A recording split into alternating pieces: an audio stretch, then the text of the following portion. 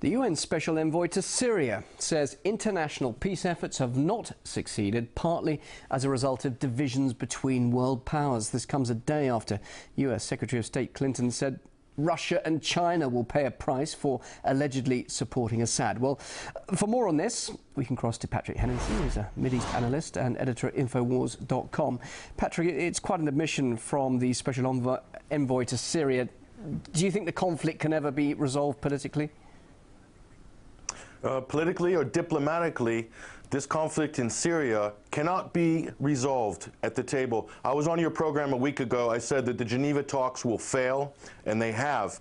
And the reason they've failed is because while they're all sitting at the peace table trying to make out a roadmap to peace, both the West, including the US and the UK, and the Gulf states like Saudi Arabia and Qatar are working to arm and back a rebel faction and multiple guerrilla armies within Syria to overthrow the regime. How could peace talks be ever carried out on any kind of bilateral basis when this is going on? So it's not the international community's failure, it's the failure of the UN and these special envoys to recognize that they cannot take the side of the US and the UK. They're funding and backing rebels in a proxy war. It's absolutely ludicrous that Kofi Annan thinks that he could actually achieve anything.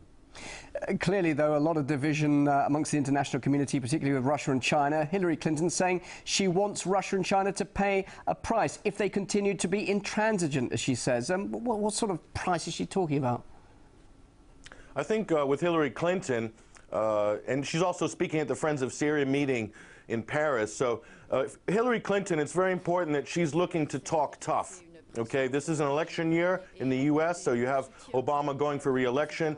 Hillary Clinton could be shuffled in her position come November. She could become a vice presidential candidate or something like this. But this is typical talk out of Washington. The ultimate price that China and Russia will pay with regards to the U.S. is not to be known.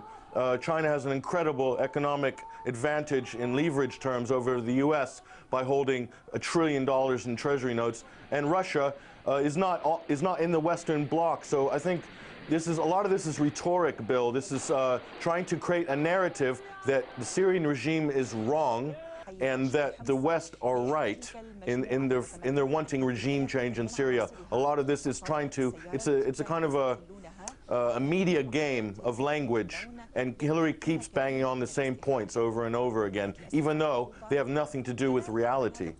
Isn't there a danger, though, that despite what's happening domestically in Syria, this could actually turn into a regional conflict? Already we've seen 5 people killed in Lebanon, a Turkish jet shot down recently. While this bickering goes on amongst those world powers, as they call themselves, is there not a danger of it spreading much further now beyond Syria's borders? Well, if you look at the planning, if you're in the Pentagon right now, or in any of the top think tanks in the U.S., or even a year ago, the plan is, Bill, the plan is regional destabilization, okay? The U.S. Embassy has drawn up plans as far back as early this year and is already organizing plans as far back as April to evacuate 20,000 American citizens from Lebanon and embassy staff and NGO workers. Okay, this is really happening. Okay, you haven't read about it, but it's on a very good source from in Beirut that is happening. Now, what does that mean? That means they're already planning for the destabilization of Lebanon, Washington. So is this good news for Lebanon? No, it's not. Okay, Patrick, just briefly then, what is the end goal for all of this regional destabilization? What's the main aim here, just briefly, from your point of view? The main aim from a Western geopolitical perspective is to first bring Syrian government down so that it is no longer an ally of Hezbollah.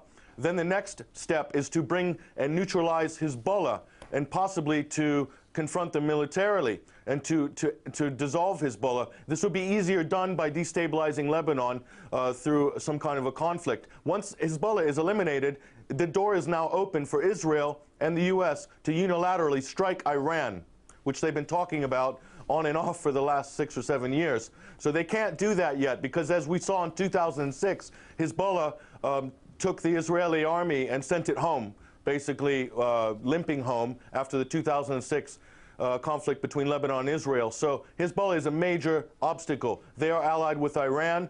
And so once they're neutralized, the door is open for an attack on Iran. And that is the precursor to World War III as we know it. It's not something anybody really wants to see, but it seems to me the talk out of Washington and London is that they're looking in that direction.